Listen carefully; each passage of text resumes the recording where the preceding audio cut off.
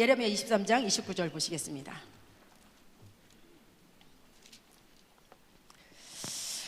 스마트폰이 요즘에 하나에 거의 갤럭시 노트 같은 것은 100만 원이 넘잖아요, 원래는. 근데 그 기능이 얼마나 좋은지 몰라요. 세계에서도 다 굉장히 칭찬하고 그러고, 세계 사람들도 우리 삼성 거를 그렇게 많이 가지고 있다 그러고, 저도 그거 가지고 있습니다. 100만 원이 넘는 그 가치 있는 것을 이렇게 들고 우리가 한 손에다가 막 이걸 들고 다닌다는 게 대단하지 않습니까?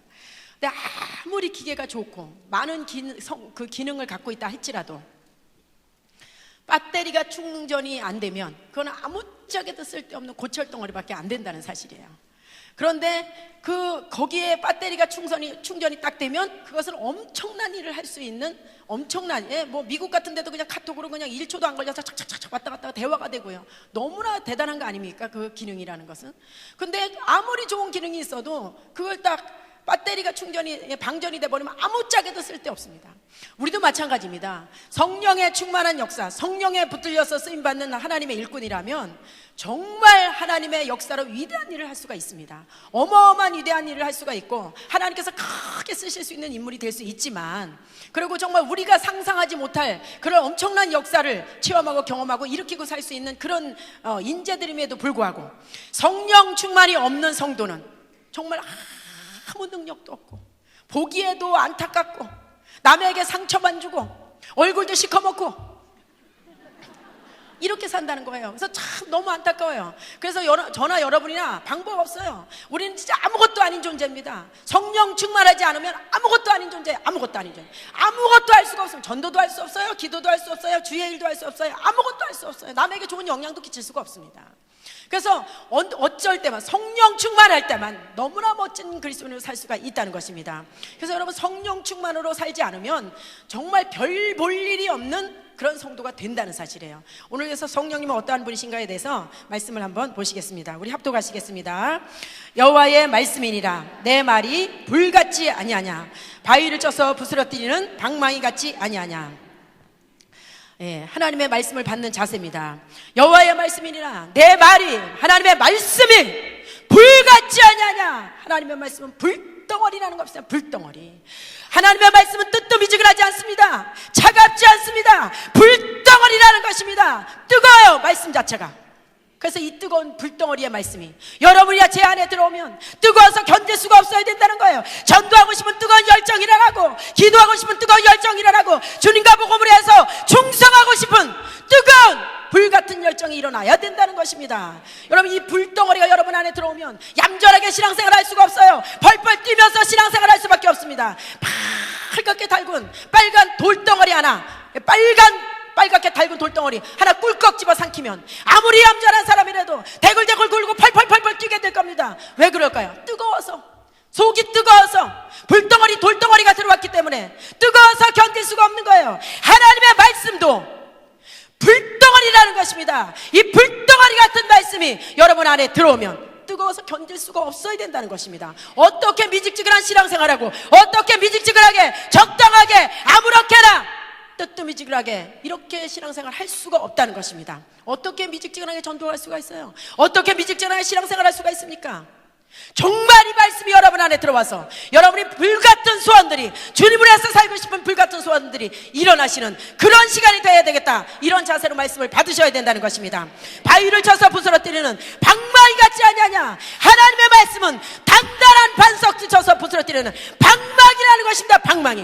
방망이 같은 말씀 앞에서 나의 고집과 나의 자존심과 나의 잘못된 행동들이 이 말씀 앞에서 부서져야 되겠다. 언제까지 내가 예수를 믿으면서 그 못된 고집과 못된 자존심과 못된 행실을 그대로 가지고 살아갈 수가 없다는 것입니다. 내가 언제까지 이렇게 살 것인가? 이 방망이 같은 말씀 앞에서 나의 오늘 자존심이, 나의 잘못된 행동이, 나의 고집이 방망이 같은 말씀 앞에서 부서져야 되겠다. 산산조각이 나서 완전히 부서져서 새 사람이 되어야 되겠다. 이런 자세로 하나님의 말씀을 받으셔야 된다는 것입니다. 그런 자세로 하나님의 말씀을 받으셔서 하나님 앞에 변화받아 쓰임받는 여러분 되셨으면 좋겠습니다. 계시록 3장 20절입니다. 3장 20절에 보면 이제 성령님은 어떠한 분이신가에 대해서 말씀을 보시겠습니다. 볼지어다 내가 그럼 예수님 말씀하셨습니다. 내가 문 밖에 서서 두드리. 문 밖에 여기서 문이라는 건 마음문이 마음문. 마음문 밖에 서서 노크하고 계시. 노크하고 계시는데 누구든지 어떠한 사람이든지 누구든지 내 음성을 듣고, 정확한 예수님의 음성이 뭘까요? 말씀입니다. 말씀. 이 말씀을 듣고 말씀을 들어보니까 그분이 나 때문에 십자가에서 내 죄를 짊어지시고 십자가에서 대신 피를 흘리셔서 나의 죄를 용서하셨어요. 내가 그분이 나의 구세주구나, 내 마음에 모셔드려야지, 이런 마음을 먹는 사람이 마음의 문을 여는 것입니다. 마음의 문을 열면 내가 그의 곁으로 들어가 그와 더불어 먹고 그는 나와 더불어 먹으리라. 함께 살겠다고 약속하셨어요. 예수님의 영이신 성령께서 마음의 문을 여는 자에게 들어오셔서, 성령으로 들어오셔서 함께 살겠다고 약속하셨습니다.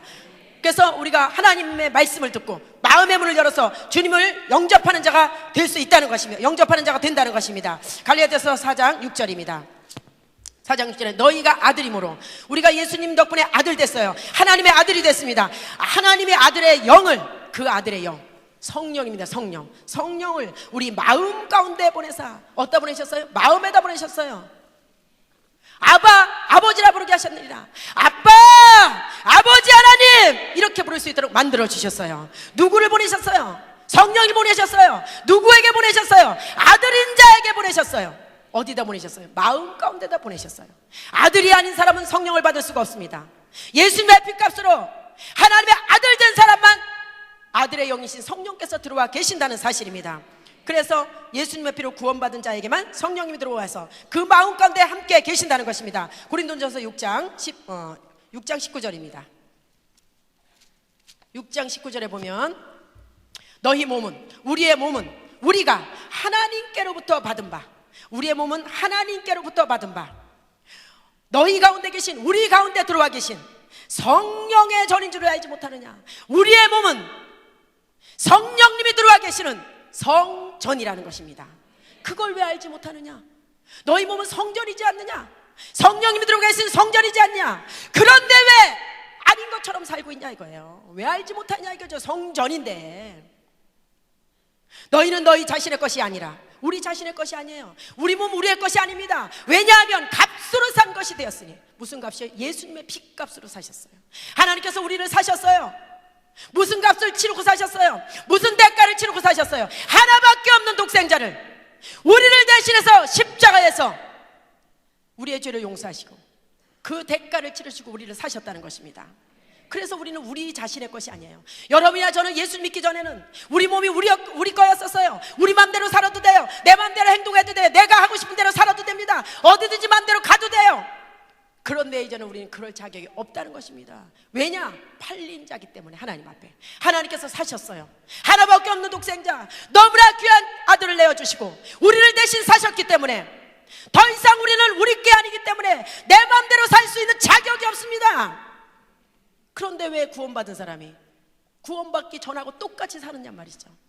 분명히 잘못 살고 있는 것입니다. 우리는 우리 몸을 가지고 우리 마음대로 살 수 있는 자격이 없어졌어요.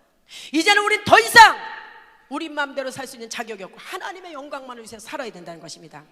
그런즉 너희 몸으로 하나님께 영광을 돌리라. 구원받은 사람이 살아야 되는 것은 오직 하나님의 영광만을 위해서 살아야 되는 것입니다. 왜 여러분이나 저나 안 데려가고 놔두셔요? 하나님의 영광 받으시기 위해서. 왜 여러분이나 저를 구원하셨어요? 그 귀한 아들을 내어주시고 왜 구원하셨어요? 하나님 영광 받으시기 위해서요. 우리가 살아야 되는 목적은 하나님의 영광만을 위해서 살아야 되는 거예요. 더 이상 우리 마음대로 가고 싶은데 하고 싶은 거 내 마음대로 내 몸을 쓸 수 있는 자격 자체가 없어졌습니다. 그렇게 살고 있다면 분명히 잘못 살고 있는 것입니다. 오직 여러분이 하나님이 하라는 대로, 시키는 대로, 말씀하시는 대로, 주님이 원하시는 대로 그렇게밖에 살 수 있는 자격이 없어요. 그렇게만 살아야 되는 것입니다. 근데 예수님을 영접했다고 하면서도 자기 마음대로, 자기가 알아서 자기 뜻대로 자기가 하고 싶은 것만 이렇게 하고 옛날 모습을 못 버리고 산다면 분명히 잘못 살고 있는 거예요. 하나님이 구원하신 목적에 합당한 삶이 아니라는 사실입니다. 그래서 하나님의 영광을 위해서 살으라고 구원하셨고요. 3장 16절에 보면 너희가 하나님의 성전인 것과 우리 하나님의 성령님이 들어와 계신 성전입니다. 하나님의 성전인 것과 하나님의 성령이 너희 안에 계시는 것을 왜 알지 못하냐 이거예요. 우리 안에 성령님이 들어와 계시는데, 성전 삼고 계시는데 그걸 왜 모르고 살고 있냐 이거죠. 우리는 하나님의 성령님이 사시는 성전입니다. 우리 몸은 성전이에요. 누구든지 하나님의 성전을 더럽히면 하나님이 그 사람을 멸하시리라. 하나님의 성전은 거룩하니 너희도 그러하니라. 우리 몸을 성전 삼고 계시는데 거룩하신 분이라는 것입니다. 우리는 그분을 모시고 살면서 거룩하게 살아야 된다는 것입니다. 그래서 여러분, 믿는 사람이 술, 담배 집어넣으면 안 되는 거예요. 그 더러운 쓰레기를 성령님이 안에 들어와 계시는데 거기다가 더러운 쓰레기 집어넣을 수 있습니까? 거기다 알코올 들여 불 수 있어요? 거기다가 담배 막 들여 니코틴 빨아들일 수 있습니까? 술 먹지 마라, 담배 먹지 마라, 어디 있냐 그래요? 여기 있습니다.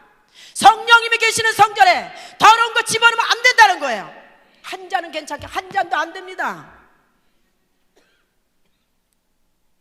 그래서 하나님의 성전은 거룩하니 너희도 그렇게 살으라는 거예요. 여러분, 이런 성전, 건물 성전에 올 때도 여러분 쓰레기 봉투 집에서 더러운 거 가지고 갔다가 버리고 가십니까? 청소하잖아요. 우리 몸도 성령님이 들어와 계시는 성전이에요. 절대 더럽힐 수 없다는 것입니다. 더럽히면 하나님이 그 사람 멸하시겠다 그러셨어요. 여러분 생각해 보세요. 여러분 어디 가서 술자리가 있어요. 죄 짓는 자리가 있어요. 그런 데 가서 성령님을 모시고 가서 그 자리에 앉아있다고 생각해 보세요. 그 자리가 편안하십니까? 성령님이 안 계신다고 생각하고 살지 않는 이상에, 계신다고 생각하고 산다면 그 자리가 편안할까요? 편안하게 가서 앉아있고 편안하게 마시고 그럴 수 있을까요? 절대 그럴 수 없다고 생각합니다. 그래서 우리는 갈 자리 안 갈 자리가 정해져 있어야 되는 것입니다. 아무 자리나 갈 수 없어요. 아무거나 집어넣을 수 없어요. 내 안에 계신 성령님을 인식하고 사신다면. 그래서 우리가 거룩하게 예전의 모습이 다른 모습으로 살아야 된다는 것입니다. 왜냐? 우리 안에 하나님이 들어와 계시기 때문에 그래요. 2장 12절에 보면 우리가 세상의 영을 받지 아니하고, 우린 세상의 영, 악한 영을 받은 자들이 아닙니다. 우리는 악한 영을 받지 아니하고 오직 하나님으로부터 온 영, 성령님을 받았어요. 우리는 성령을 받았으니, 이는 왜 성령을 우리에게 보내주셨는가? 하나님께서 우리에게 은혜로 주신 것들을 알게 하려고 보내셔요. 알게 하려고. 성령님이 들어와 계셔야만 하나님의 은혜를 알 수가 있다는 것입니다. 성령님이 안 들어와 계시면 하나님께서 주신 은혜를 알 수가 없어요. 똑똑해서 하나님의 은혜를 아는 게 아닙니다. 여러분, 세상에 박사랄지라도, 국문학 박사랄지라도 하나님의 은혜에 대해서 얘기를 할 수가 없어요. 똑같은 햇볕을 받고 똑같이 비를 주셨는데도 불구하고 하나님의 은혜야, 이렇게 말하고 사는 사람이 없어요. 그렇지만 예수 믿는 사람들은 일자무시라 할지라도 이건 하나님의 은혜야, 이건 하나님이 하셨어, 작은 일에 가서 도움을 받 하나님이 하셨어, 넘어지려다가 조금만 다쳐서 하나님의 은혜야, 다 하나님의 은혜를 알 수 있는 거예요. 말씀을 듣는데도 하나님의 은혜야. 어떻게 알 수 있어요? 우리 안에 계신 성령님이 도와주셔서 아는 것입니다. 우리가 똑똑해서 아는 게 아니에요. 우리는 알 수가 없어요. 누구 때문에 알아요? 성령님의 도우심으로 알게 된다는 사실입니다. 왜냐? 성령님이 성경을 쓰셨기 때문에. 은혜 받을 때도 이건 무슨 뜻이야, 이건 무슨 뜻이야, 이건 무슨 뜻이야, 내 안에서 성령께서 깨닫게 해주셔야지만 그 은혜를 알 수가 있다는 것입니다. 세상 살아가면서도 성령님이 도와주셔야지만 하나님의 은혜라고 알 수가 있다는 것입니다. 그래서 우리 안에서 하나님께서 은혜를 주신 것들을 알게 하려고 성령님을 보내주셨어요. 육에 속한 사람은 하나님의, 14절에 육에 속한 사람은 하나님의 성령의 일들을 받지 아니하나니, 세상 사람들은 성령님의 일을 받을 수가 없어요. 이는 그것들이 그에게는 어리석게 보여요. 또 그는 그것들을 알 수도 없나니 그러한 일은 영적으로야 분별함이니라. 세상 사람들은요, 성령의 일을 받지 않아요. 이는 그것들이 그에게는 어리석게 보여요. 우리가 이렇게 알고 앉아있는 거 어리석게 봅니다. 오늘 같은 날, 이 좋은 날 얼마든지 야외로 나가서 놀 수도 있는데 이렇게 앉아서 하루 종일 훈련받는 거 이해할 수가 없어요. 그들은 절대 이해할 수가 없고, 우리는 오히려 어리석게 보고, 또 그들은 알 수가 없고 영적으로 해야 분별되기 때문에 그렇습니다. 성령님이 도와주셔야지만 분별할 수가 있고, 아, 그래서 그러는 것이구나, 그래서 훈련받는 것이구나, 그래서 저렇게 열심히 하는 것이구나. 성령님이 도와주셔야지만 분별할 수가 있고, 성령님이 도와주셔야만 알 수가 있고, 성령의 역사가 없으면 아무것도 할 수가 없다는 것입니다. 자, 요한복음 7장 38절입니다. 7장 38절. 38절에 보면 나를 믿는 자는, 예수님을 믿는 자는 성경의 이름과 같이, 예수님을 믿는 자는 성경의 이름과 같이 그 배에서, 이 안에서 밖으로 생수의 강이 흘러나리라. 안에서부터 밖으로 생수의 강이 폭발적으로 넘쳐난다는 것입니다. 폭발적으로 넘쳐나요, 생수의 강이. 그래서 여러분, 성령님이 우리 안에 이미 들어와 계셔요. 이분이 어떤 분이신가? 충만하신 그 자체십니다. 충만하신 자체. 성령님은 충만하신 분이에요. 그 충만하신 분이, 충만의 근본이신 분이 이 안에 들어오셔서 우리를 통해서 폭발적으로 넘쳐나십니다. 기쁨이 넘쳐나고, 감사가 넘쳐나고, 은혜가 넘쳐나고, 사랑이 넘쳐나고, 열매가 넘쳐나고, 성령 충만이 넘쳐난다는 것입니다. 이미 우리 안에 들어와 계신 분, 충만하신 분이에요. 여러분, 그래서 성령 충만, 어디 받으러 쫓아다닐 게 아니고 내 안에 계신 성령님이 마음껏 여러분을 사로잡아서 여러분의 마음껏 역사하실 수 있도록 여러분이 기회를 드려야 되는 거예요. 기회를. 이 똑같은 성령님이 들어와 계시는데, 어떤 사람은 성령 충만함을 모르고 사는 사람도 있어요. 성령님이 안 계시는 것처럼 사는 사람도 있어요. 여기까지 성령 충만함으로 꽉 차 계시는데 날마다 성령님 어떻게 할까요? 성령님 도와주세요. 전도는 어떻게 할까요? 말씀은 어떻게 전할까요? 신앙생활을 어떻게 할까요? 세상을 어떻게 살아갈까요? 날마다 주님의 도움을 요청하고 기다리고 있는, 도움을 받는 성도가 있는 반면에, 어떤 사람은 자기가 먼저 생각하고 자기가 먼저 말하고 자기가 먼저 결단하고 다 해버리니까 성령님이 계셔도 도와주실 틈이 없다는 것입니다. 여러분 안에 계신 성령님이 똑같으신 분인데, 어떤 사람은 날마다 그래서 자기 혼자서 다 해버리는 사람이 있고, 어떤 사람은 이분의 도우심을 날마다 받아서 은혜 가운데 성령 충만함으로 능력 있게 사는 그런 성도가 있다는 것입니다. 여러분 안에 계신 성령님은 늘 똑같으신 분이고, 늘 성령 충만하신 분이고, 늘 폭발적으로 넘쳐나시는 분이에요. 여러분, 수도꼭지에 이렇게 물이 꽉 차 있습니다. 팔당 때문에 물이 없어서 수도꼭지에 물이 조금 나오는 게 아니에요. 얼마만큼 열었느냐에 따라서 한 방울씩 나오도록 열어보면 그거밖에 안 나옵니다. 물이 한 방울씩 똑똑똑똑 떨어져요. 어떤 사람은 완전하게 수도에 열어놓으면 하루 종일이라도 폭포수처럼 쏟아지는 것처럼, 우리 안에 계신 성령님도 얼마든지 여러분을 통해서 폭발적으로 역사하실 수가 있는데, 이분의 도우심을 요청하지 않고 주님 가만히 계세요, 내가 다 할 테니까, 주님 무시하고 살아가는 이런 성도는 능력 없이 살 수가 있어요. 날마다 주님의 요청을, 주님의 도우심을 요청하는, 성령님의 도우심을 요청하는 사람은 날마다 능력 있는 삶을 살아갈 수가 있다는 것입니다. 성령 충만 받으러 기도원 올라가야 받는 게 아니고, 여러분 기도원 올라가셔서 성령 충만 받아야지. 그래서 막 성령 받으러서 성령 받아야지 막 하고서 막 아멘 해가지고 받아내가지고 내려오다가 기분 나쁜 일이 있어서 그냥 갑자기 그냥 얼굴이 어두워지고 성령이 다 쏟아졌어요. 다시 올라가야 되고, 날마다 성령 받으러 올라갔다 내려가, 이게 아닙니다. 한 번 들어오시면 영원히 내 안에 내주하시는 성령님은 영원입니다. 영원히. 그래서 성령의 능력이 나타난 것, 성령의 능력은 우리가 하기에 따라서 예배를 게을리하고 말씀을 가까이 않고 기도 생활을 하지 않고 주님 앞에 충성하지 않으면 성령 충만을 잃어버릴 수가 있어요. 성령의 능력이 안 나타나는 것입니다. 그러면 내주하시는 성령님은 그거와 아무 상관없이 내 안에서 변함없이 계신다는 사실입니다. 그래서 이 성령님이 우리를 통해서 나타나는 열매가 있는데, 갈라디아서 5장 22절입니다. 갈라디아서 5장 22절. 5장 22절에 보면 오직 성령의 열매는, 오직 성령의 열매는 사랑입니다. 사랑. 그래서 사랑과 희락과, 여러분의 혹시 이 9가지 열매 중에서 여러분에게 단 몇 가지라도 이런 열매들이 나타난다, 그건 여러분이 장에서 맺는 열매가 아니라는 거예요. 다 무슨 열매? 여러분 안에 계신 성령님이 도와주셔서 나타나는 결과라는 것입니다. 그래서 열매는 오직 성령의 열매예요. 사랑과, 예수님 믿기 전에는 사랑이라고 할 줄 몰랐는데 예수님을 영접하고 나니까 그렇게 사랑하는 마음이 생겼어요. 예수 믿기 전에는 기쁨과 즐거움이라고는 없었는데 예수 믿고 나니까 그렇게 마음에 기쁨과 즐거움이 넘쳐나요. 예수 믿기 전에는 마음에 평안함이라고 없었는데 예수 믿고 나니까 그렇게 마음이 평안할 수가 없어요. 전쟁이란다 해도 끄떡이 없어요. 마음이 그렇게 편안할 수가 없어요. 왜 그럴까요? 여러분 안에 계신 성령님의 열매라는 것입니다. 오래 참음과, 예수 믿기 전에는 성격이 불같았는데 예수 믿고 나니까 그렇게 오래 참아질 수가 없어요. 다 내가 할 수 없는 거예요. 성령님의 열매라는 겁니다. 자기 양성과 충성, 온유와 절제니 이 같은 것을 금지할 법이 없느니라. 성령 충만해서 나타나는 이런 열매들 금지할 법이 없습니다. 욕을 해도 웃음이 나오는데 어떻게 하겠어요? 때려도 아무 화가 안 나는데 어떻게 하겠어요? 아무리 열이 받아도 오래 참을 수 있는데 어떻게 하겠냔 말이죠. 야, 하늘이 불어져도 마음이 평안한데 어떻게 하겠냔 말이죠. 이게 바로 내 안에 계신 성령님의 역사로 나타나는 열매라는 것입니다. 16절에 보면 내가 이르니 너희는 성령을 따라 행하라. 그렇다면 성령이 인도하신다는 사실입니다. 인도하시고 계세요. 그리하면, 성령님을 따라 살면 육체 욕심은 이르지 아니하리라. 성령님이 인도하시는 대로만 살면은 육체의 욕심대로 살지 않는다는 것입니다. 자, 반대로 성령의 인도하심을 따라 살지 않는다면 믿는 사람이라 할지라도 육체의 욕심대로 산다는 것이죠. 둘 중 안에 하나입니다. 둘 중 안에 하나. 나는 그렇게 안 산다. 아니에요. 둘 중 안에 하나입니다. 육체에 소원하는 욕심이 있어요. 성령님을 거스려요. 성령님이 싫어하십니다. 육체가 원하는 것은 성령님이 싫어하셔요. 성령은 육체를 거스리라니 성령님이 또 원하시는 건 육체가 싫어합니다. 이 둘이 서로 대적하면 날마다 싸우고 있어요, 우리 안에서. 그래서 우리는 순간순간 선택의 기로에 있습니다. 성령님의 인도하심을 따라 살 것인가, 육체가 원하는 대로 살 것인가, 날마다 선택의 기로에서 우리는 괴로운 가운데 있어야 되는 거예요.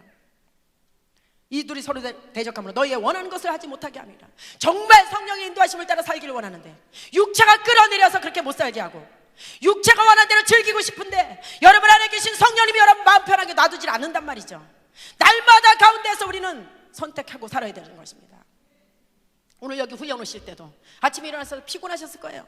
갈까 말까, 오늘 하루만 빠져, 하루만 빠져. 막 갈등하신 분 여기 계시잖아요. 근데 성령님은 그래도 가야 돼, 한번 시작한 거 해야지, 그래도 그래도 전도 배워야 돼, 막 이래서. 그래서 여기 오신 분들은 일단 성령의 인도하심을 받은 거예요. 또 오늘 육체가 원하는 대로 떨어져 나가신 분들 계신단 말이죠. 여러분 새벽 기도를 하나 예를 들어 말씀드리겠습니다. 새벽 기도 내일 진짜 가야지 알람 맞춰놨어요. 아침에 탁 울리면 그냥 순간적으로 그냥 탁 누르면서 가마로, 그냥 1초도 안 걸려서 가마로 탁 결정하시잖아요. 그럼 육체가 막 가지마 육체가 피곤하잖아.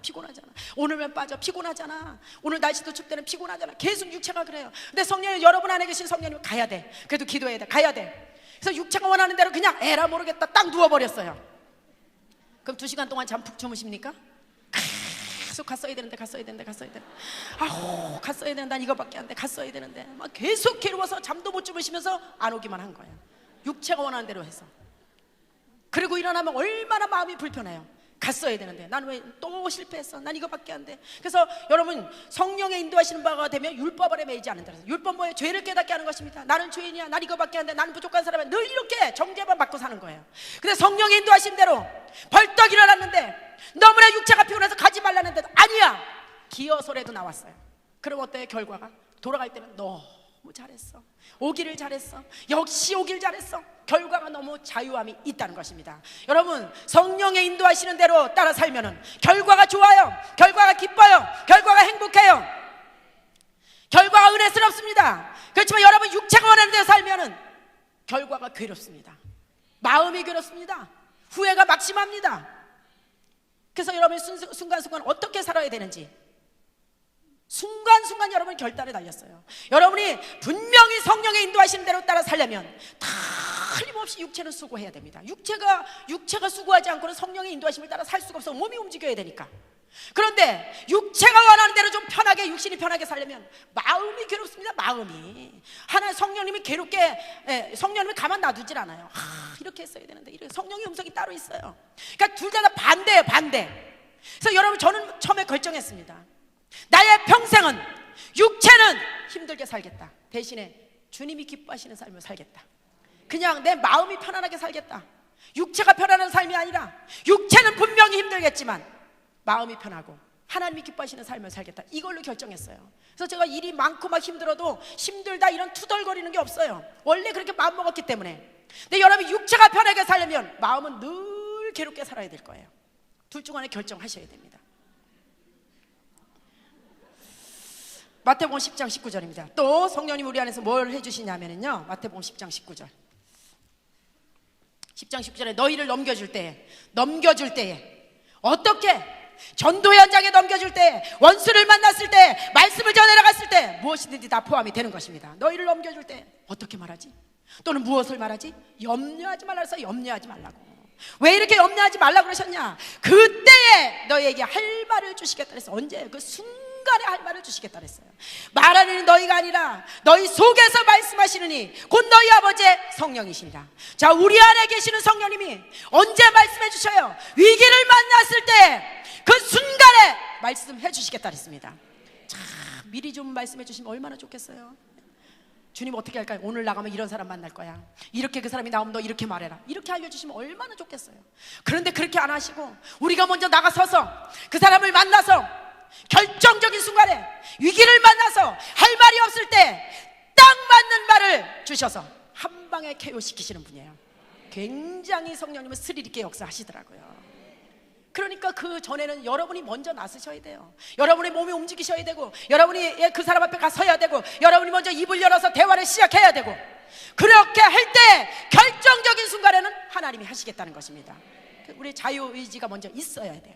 그래야지. 또 주님 성령이 다 하신다 그랬죠. 입 딱 다물고 서 계시면 주님이 여러분 입을 여십니까? 여러분이 먼저 대화하시다 보면 꼭 필요할 때 여러분 안에 계신 성령님이 딱 여러분의 입을 통해서 말씀하신다는 것입니다.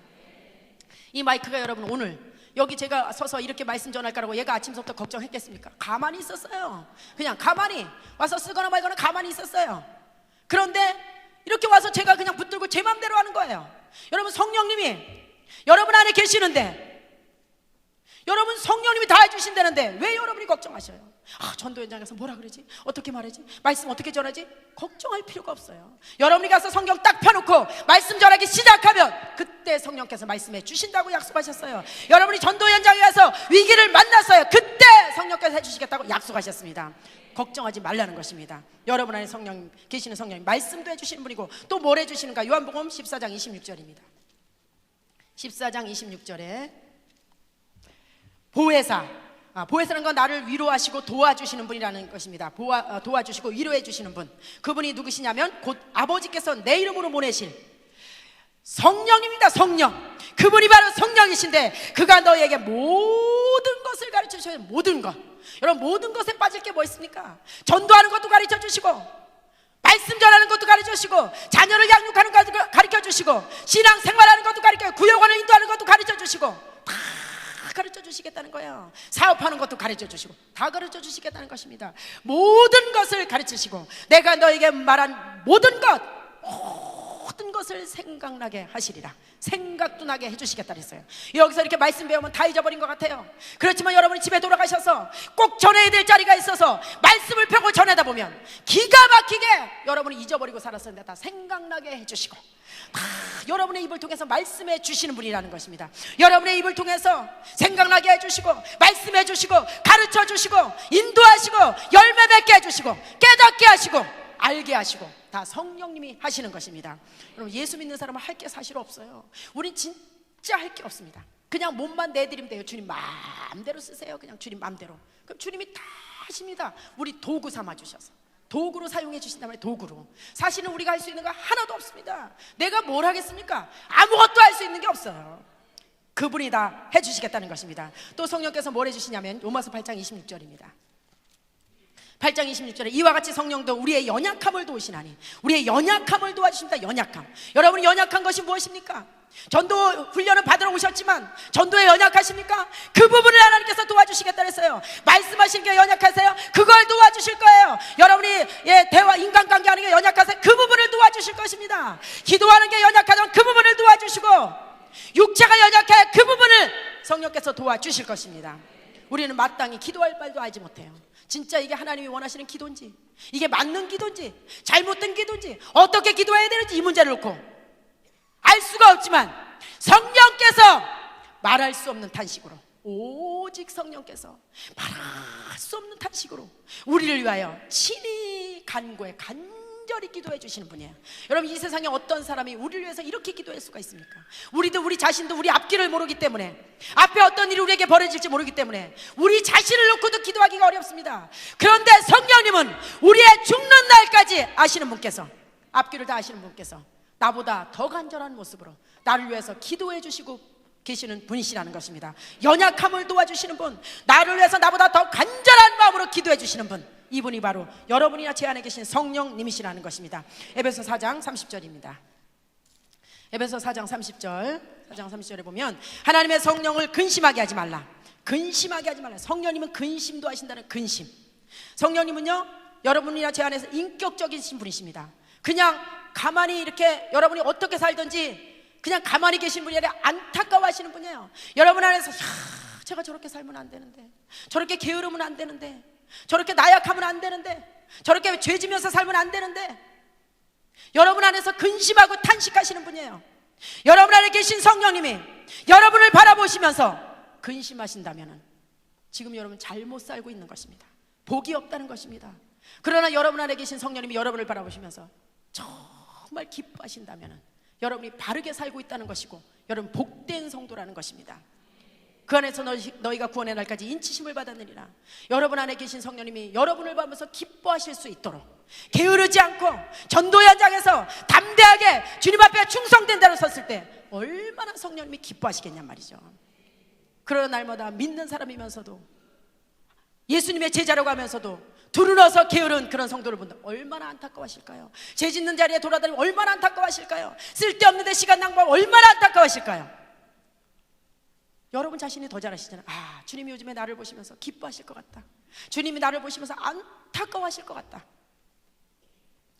본인 스스로가 가장 잘 알게 되실 겁니다. 주님이 기뻐하시는 삶으로 바꾸셔야 됩니다. 고린도서 5장 16절입니다. 고린도서 5장 16절. 그러므로 우리가 이제부터는 어떤 사람도 육신을 따라 알지 아니하노라. 우리가 예전에 예수님을 믿기 전에는 사람을 판단할 때 육신을 보고 판단했어요. 잘났느냐 못났느냐, 돈이 많으냐 없느냐, 집안이 좋으냐 안 좋으냐, 많이 배웠냐 못 배웠냐, 이거 가지고 판단했는데 이제 예수님을 믿고 나서는 그런 방법으로 판단하지 않겠다는 것입니다. 껍데기 보고 판단하지 않겠다는 것입니다. 아무리 세상에서 별 볼 일 없는 사람이라 할지라도 그 사람 안에 성령님이 계신다면 위대한 사람이라고 봐야 된다는 것입니다. 왜요? 하나님의 자녀이기 때문에 그렇습니다. 그러나 이 세상에서 아무리 잘 나가는 사람이라 할지라도 그 사람 안에 성령님이 안 계신다면 불쌍한 사람이라는 거죠. 왜요? 그렇게 살다가 지옥 갈 영혼이기 때문에 그렇습니다. 비록 우리가 그리스도 예수님도 육신을 따라 알았으나 이제부터는 그같이 알지 않으나, 예수님도 우리가 육신을 따라 알았으나 이제부터는 그렇게 알면 안 된다는 거예요. 2000전에 예수님이 이 땅에 오셔서 우리가 만나보지도 못했지만 무리를 거시고 죽은 자를 살리고 병든 자를 고치시고 기적을 행하시고 말씀을 가르치시고 전도하셨어요. 죽은 자를 살리셨어요. 그런데 그분 지금 어디 계세요? 죽으셔서 부활하셔서 하나님 우편에 앉아 계십니다. 너무나 멀리 계시잖아요. 그분을 어떻게 알아야 되는가? 그분의 영이신 성령님, 예수님의 영이신 성령께서, 바로 예수님이신 그분 성령께서 우리 마음에 1대1로 들어오셔서 오늘날에도 나를 통하여서 병든 자를 고치시고 전도하시고 말씀을 선포하시고 죽은 자를 살리시고 기적을 행하시는 분이라고. 그 예수님이 멀리 계시는 게 아니라 실제로 나와 오늘도 함께 하신다는 영으로, 성령으로 알아야 능력 있는 그리스도인으로 살 수가 있다는 것입니다. 여러분, 주님이 너무 멀리 떨어져 계시면 어떻게 그분의 도움을 받겠어요? 그런데 그분이 멀리 계시는 게 아니라 오히려 더 잘 돼서 오히려 더 1대1로 함께 하시는 그런 성령님으로 우리에게 함께 계신다는 사실입니다. 우리에게 더 복이 있다는 사실이에요. 멀리 계시는 주님이 아니고 나와 함께 계시는 주님이 알 때에 능력 있는 그리스도로 살 수 있다는 것입니다. 요한복음 14장 16절입니다. 요한복음 14장 16절. 내가 아버지께 구하겠으니 그가 또 다른 보혜사를 너에게 주사.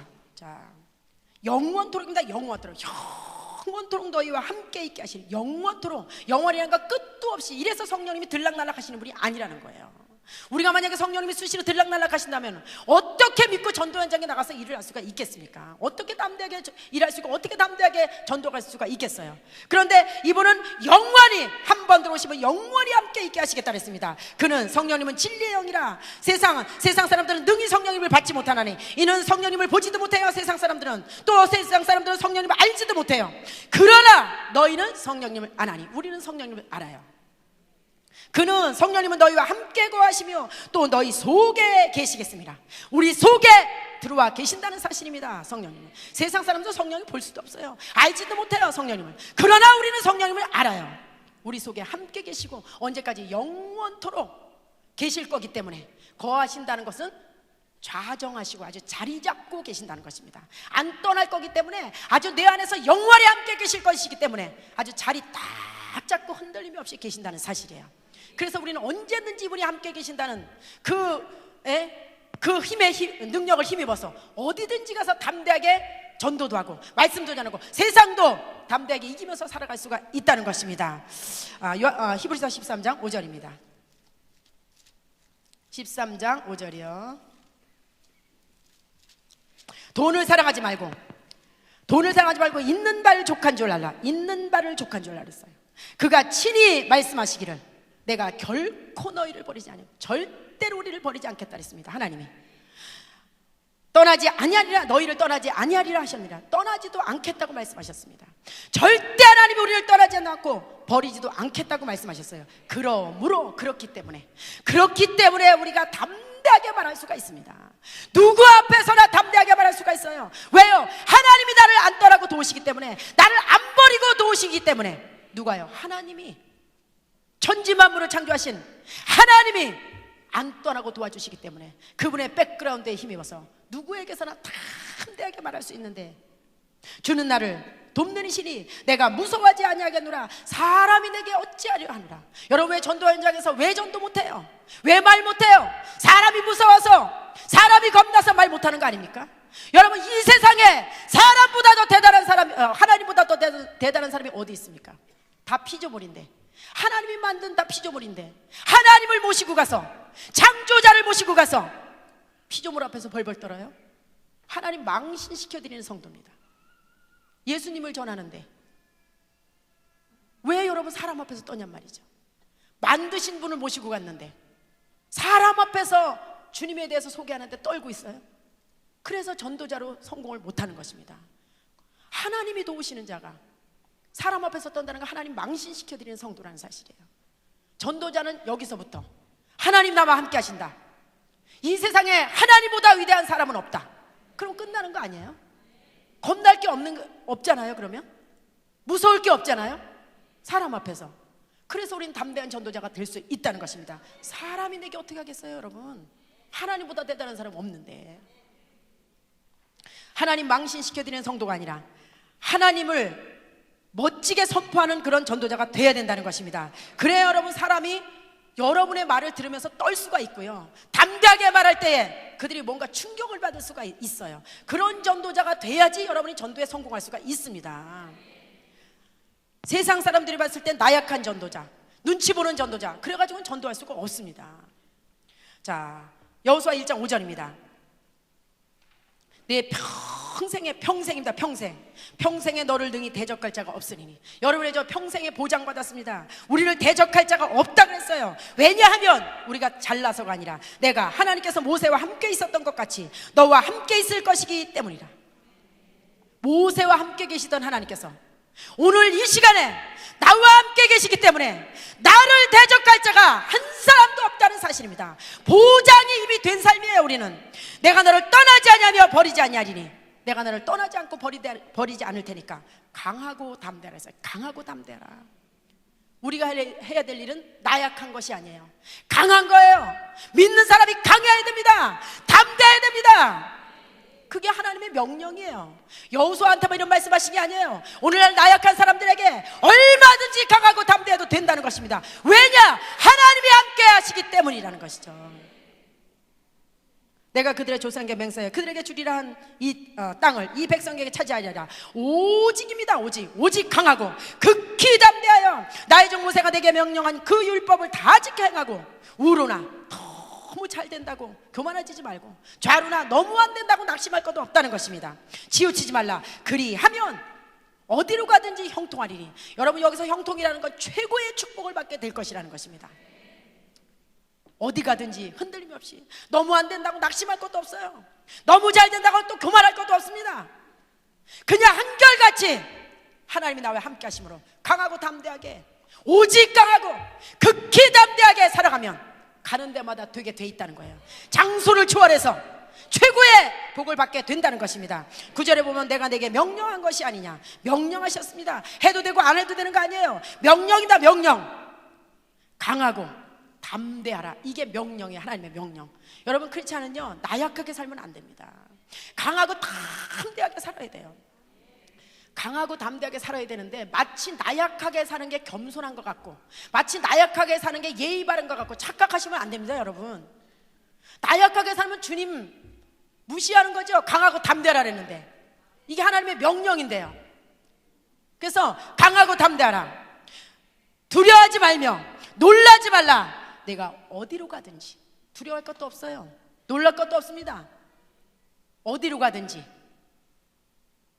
내 하나님 여호와가 너와 함께 하느니라 하시니라. 장소를 초월해서 우리가 가는 곳곳마다 하나님이 함께 하실 것이기 때문에 얼마든지 강해도 되고 얼마든지 담대해도 된다는 것입니다. 어디든지 함께. 여러분의 남편들은 문을 딱 열면은 문만 닫으면 안 보여요. 여러분의 그 사랑하는 자녀들도 문만 닫으면 안 보여요. 그렇지만 여러분의 몸이 있는 곳에는 하나님이 함께 하신다는 사실이에요. 여러분이 마트를 가도, 여러분이 운동을 가도, 여러분 집에 누워 있어도, 빨래를 할 때도, 누구를 원수를 만나러 갈 때도, 전도회장에 갈 때도, 말씀을 전하러 갈 때도, 여러분의 몸이 가는 곳에는 성령님도 함께 계신다는 사실이에요. 그러니 우리가 성령님이 떠나지 않고 함께 계시는데 얼마나 담대하게 살 수밖에 없잖아요. 이 하나님을 모시고 다니면서 날마다 전전긍긍하고, 날마다 사람 앞에서 떨고, 사람 눈치나 보고, 다시 갔다가 돌아오고, 이런 전도자가 된다면 주님이 얼마나 기분 나빠하실까요? 쟤는 나를 모시고 다니면서 완전 망신만 시켜 드리고 다니고 있구나. 전도하러 다니는 게 아니라 망신시키러 다니는 성도죠. 그러면 하나님 무시하고 다니는 성도입니다. 우리는 자격이 없어요. 세상에 나가보면 우리보다 잘난 사람이 너무 많습니다. 위대한 사람들 너무 많아요. 돈도 많고, 더 많이 배웠고, 더 훌륭하고. 그렇지만 그들은 하나님이 없다면 불쌍한 사람이라는 것입니다. 우리는 하나님을 모시고 살잖아요. 그러기 때문에 우리는 얼마든지 담대하게 말씀도 전할 수 있고, 얼마든지 담대하게 전도 현장에서 성공할 수가 있다는 사실입니다. 할렐루야. 우리 목사님, 광고하신다 그랬는데 안 오셨네. 우리 합심해서 기도하시겠습니다. 합심해서 우리 하나님, 지금까지는 내 안에 성령님이 들어와 계시는데, 성령 하나님이 계셨는데 내가 하려고 했고, 내 마음대로 했고, 내가 무시하고, 내가 그냥 타협하면서 성령님의 역사를 제한하고 살았다면 하나님 그 용서해 달라고 우리 잠깐 회개하는 기도를 갖고요. 그리고 이제부터는 내 안에 계신 성령님이 정말 나를 보면서 근심하시지 않도록 강하고 담대한 전도인으로 살 수 있도록 주여 한번 잊으시고 간절히 기도하시겠습니다.